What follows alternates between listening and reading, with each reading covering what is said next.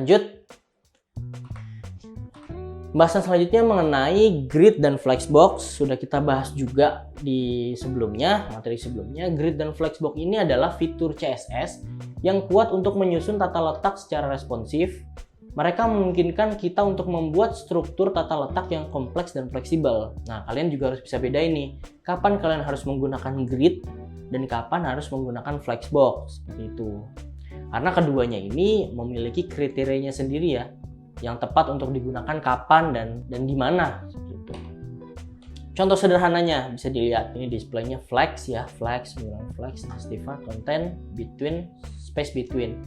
Sedangkan yang satunya lagi contoh penerapan dari grid. Nah, ini grid, dia meng-grid dan dia membuat template kolom repeat auto fit min max 200 pixel dan 1 frame. Dan dia memiliki gap 20 pixel.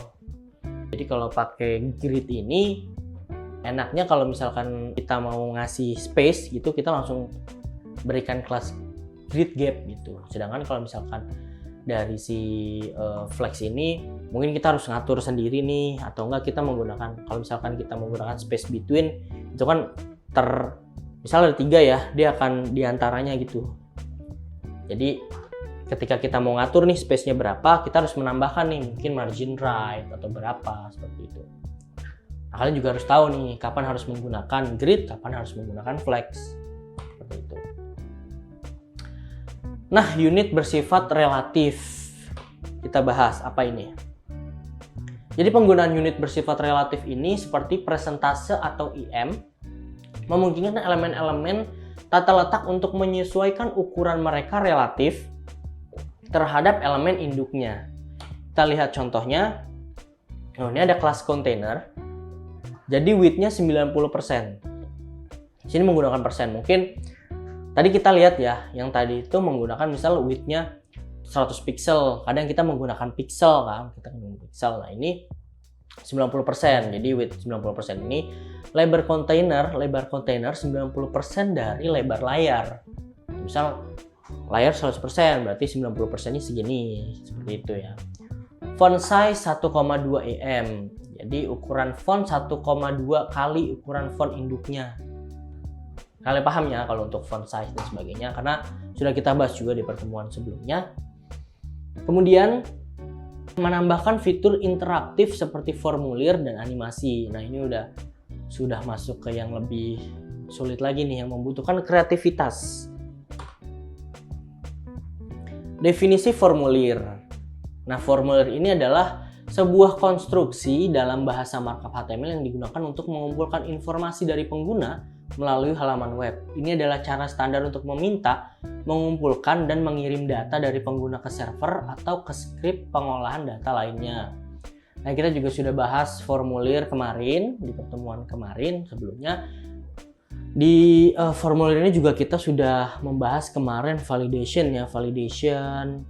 Kita menggunakan yang untuk email, kita menggunakan untuk number, yang seperti itu untuk nomor telepon dan sebagainya. Nah, formulir ini kegunaannya memang sebenarnya lebih kita untuk mengumpulkan data dan memasukkannya ke database. Itu biasanya kalau misalkan itu paling banyak ya, paling terlihat itu biasanya untuk login, untuk register. Itu nanti kan datanya masuk. Nah, itu kita mengumpulkan nih berapa banyak data yang register, seperti itu.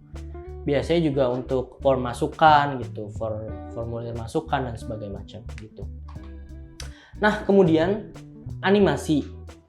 Definisi animasi CSS. Jadi animasi CSS ini merujuk pada teknik penggunaan CSS atau cascading style sheet untuk membuat elemen-elemen dalam halaman web bergerak atau berubah secara dinamis.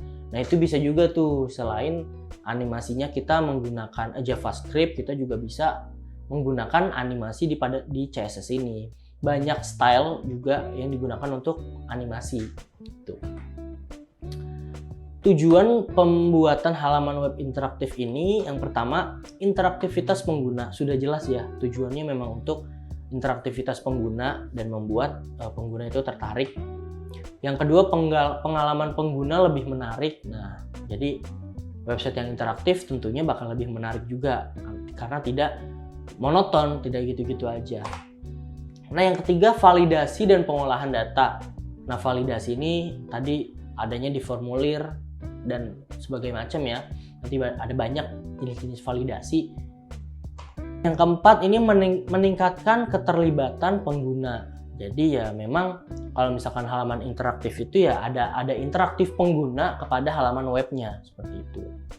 Seperti button diklik, di hover, jadi ada interaksinya nih. Nggak yang kita cuma nampilin konten doang, nggak ada interaksinya tuh nggak gitu ya. Kelima yaitu mengoptimalkan kinerja. Ya jadi halaman web yang interaktif itu juga kita harus bisa mengoptimalkan kinerjanya ya, kinerja dari website kita.